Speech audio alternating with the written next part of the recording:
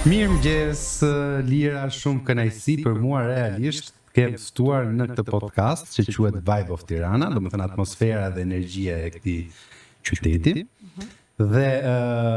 arsyeën e vetme sepse ti je një nga personazhet, momentalisht një nga personazhet më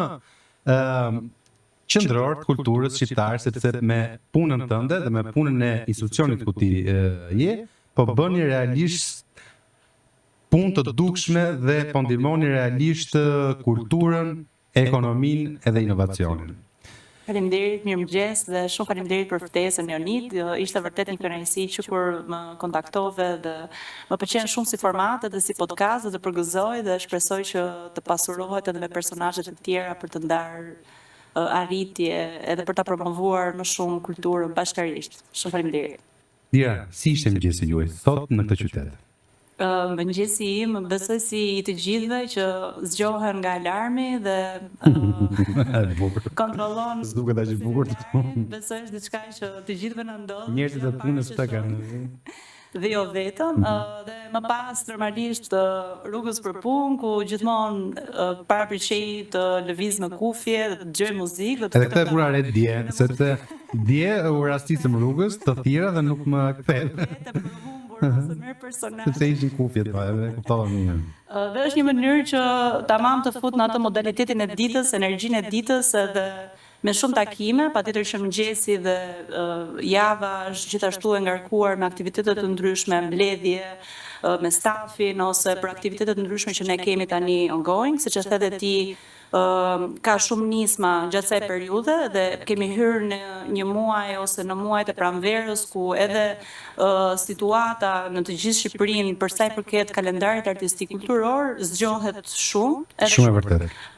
Ka shumë ftesa në organizime të ndryshme, aktivitete të ndryshme dhe tamam e ndjen atë vibe-in. Sot Tirana gjallon në çdo cep të mundshëm, domethënë nga Kino Studio në Kombinat, realisht gjallon, imagjinoni këtu në qendër që kemi gjithkohës aktivitete, ka muzikë në ekran, Art Explorer në ekran tjetër, diku film, diku ekspozita ndryshme, do të thënë shumë dinamike dhe faktikisht kjo është opinion edhe njerëzve që vizitojnë për herë të parë qytetin tonë, edhe besoj po një shembull si i Tiranës besoj po reflektohet edhe në shumë qytete të tjera. Shkodra, Korça, Durrësi, domethënë janë qytete që po gjallërojnë gjithmonë më tepër. Sa kreative është puna juaj? Jo aq kreative sa artistët sigurisht, sepse artistët janë ata që krijojnë, ata që sjellin frymëzim për të punuar dhe vërtet për mua është fat, por edhe për ekipin me cilin ne punojmë që merremi me këtë portofol i kulturës, na e thon shpesh, e kanë gati zili për nga natyra e punës që lidhet shumë shpesh me të krijuarit, me pjesën e bukur të ditës, ajo që na frymëzon për të ndjerë, për të përjetuar. Kjo është ajo aspekt që vetëm kultura apo arti mund të ta përçojë. Sigurisht që nuk është aq kreative sa artistët, si janë ata që japin gjithmonë input në këtë pjesë, por edhe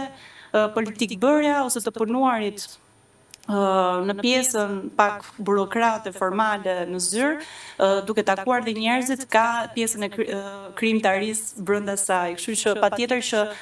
kur ne mendojmë për kreativitetin që lidhet me punën apo me pozicionin ton, e shohim edhe të lidhur me sfidat apo me mënyrat që e reja që ne duam të adresojmë sfidat të cilat mund të jenë të mbartura, të vjetra,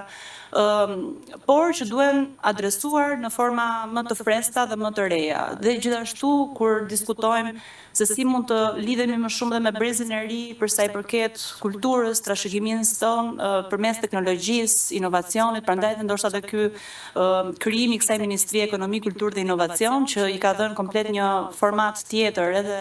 mënyrën se si ne operojmë kur mendojmë për kulturën, si një zhvillim ekonomik dhe patjetër që dita jonë paraqitet, siç e the dhe ti, jo vetëm qyteti, po gjithë Shqipëria ka shumë potencial, ka shumë artist, ka shumë ide, ka shumë festivale, edhe kjo pjesa e bashkëpunimit ndërkombëtar që ne jemi tani në një qasje komplet tjetër, e përmend edhe vetë Art Explorer që erdhi javën e kaluar dhe besoj që kushdo që pati mundësi të vizitonte Vilën apo dhe festivalin e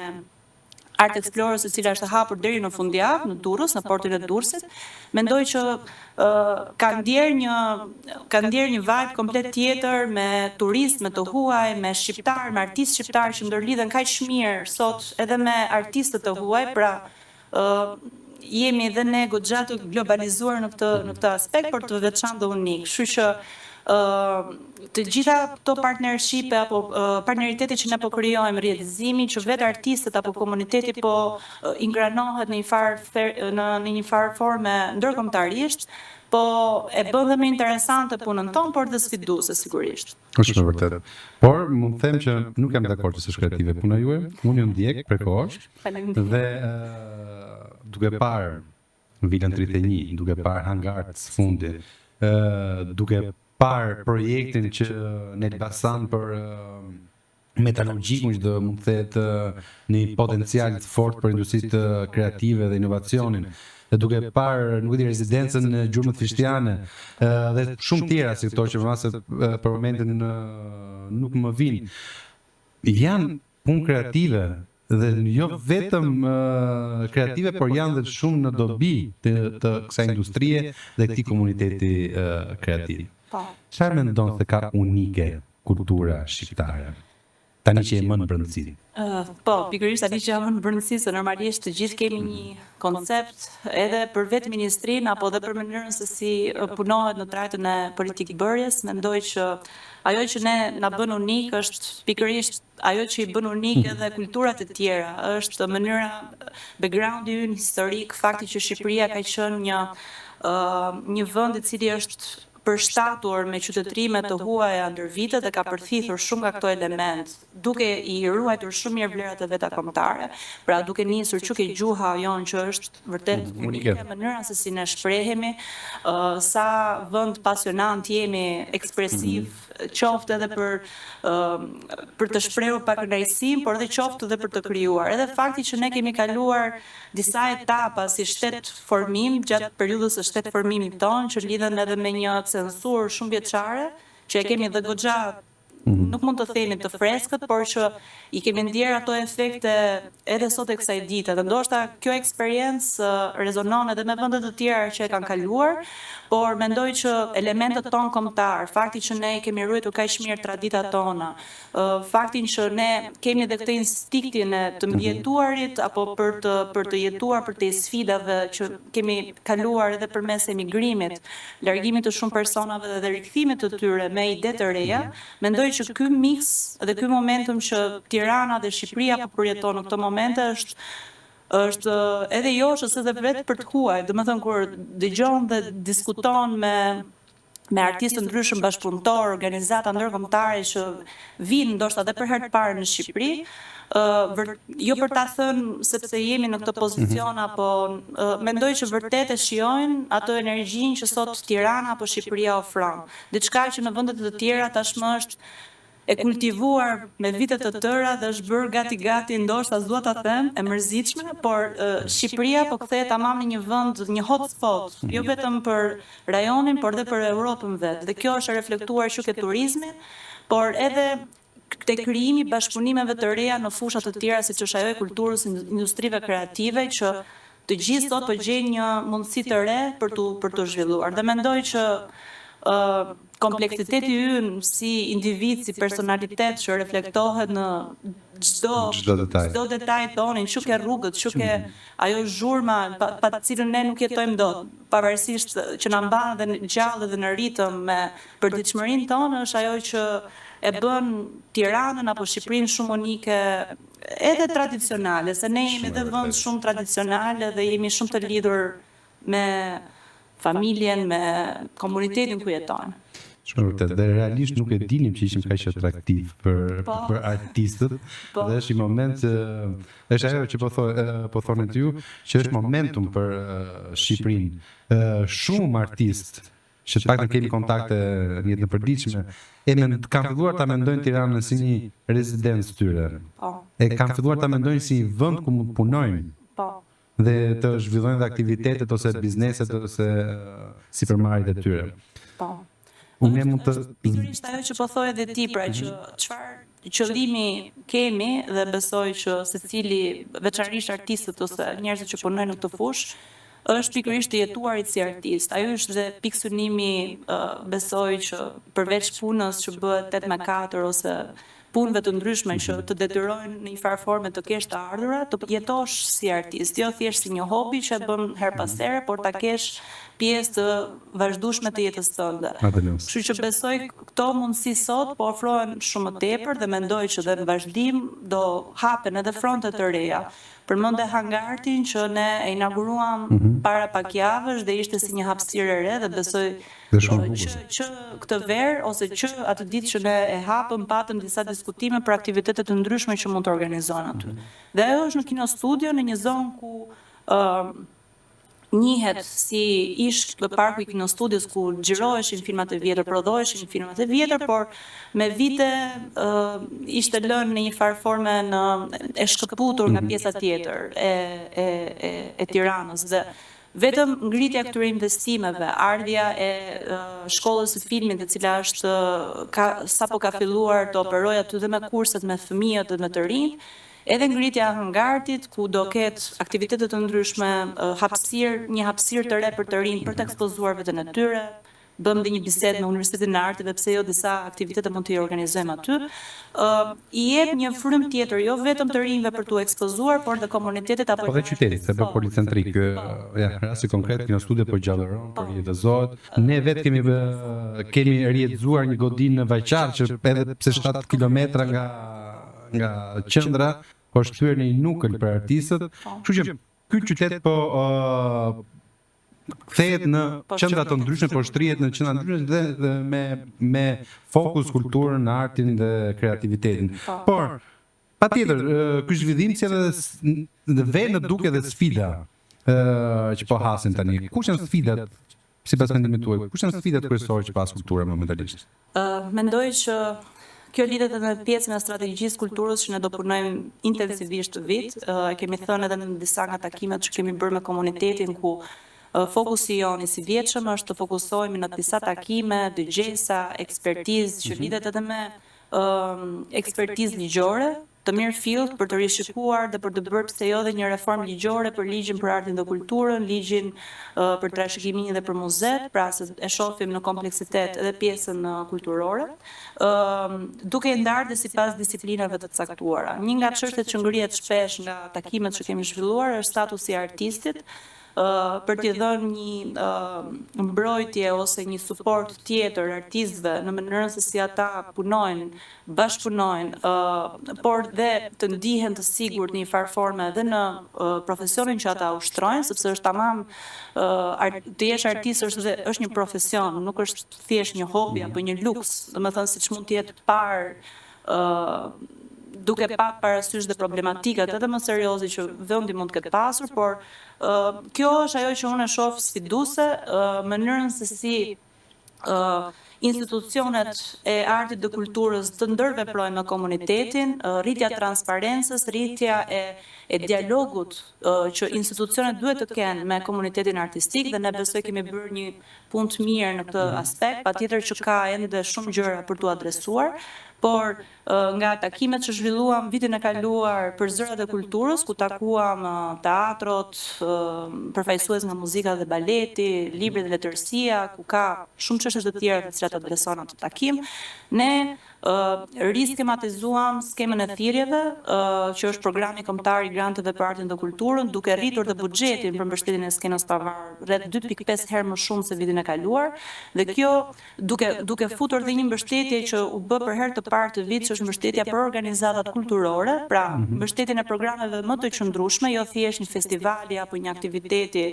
2-3 ditor, por një programi më të gjerë që përfshin edukimin me komunitetin, me të rinjt, punësimin e tyre pranë këtyre organizatave, që është një program që ne prezantuam për herë të parë. Bëm fondin e krijimtarisë ku i dham një hapësirë artistëve të rinj, por dhe atyre që janë në karrierë të mbështeten në procesin e tyre krijues. Pra jo vetëm në ekspozim apo në vënje shfaqjesh apo bërje ekspozitash, por dhe në procesin krijues. Kështu që këto janë një shembull që parat aty janë, ndonjëherë nuk janë të mjaftueshme, patjetër që buxhetet mund të jenë edhe më të larta dhe ne këtë e synojmë gjithmonë më shumë, por ka të bëjë shumë dhe mënyra se si këto para alokohen, si a është pjesë komuniteti, ata që do përfitojnë nesër pas nesër nga këto grante, a janë pjesë e procesit, a ju dëgjohen, shqetësimet, sugjerimet që ata kanë, kjo mendoj që është gjë kryesore dhe mendoj që ne tani siç e thamë edhe për Shqipërinë që është në një moment më të mirë, mendoj institucionalisht jemi në një moment shumë të mirë me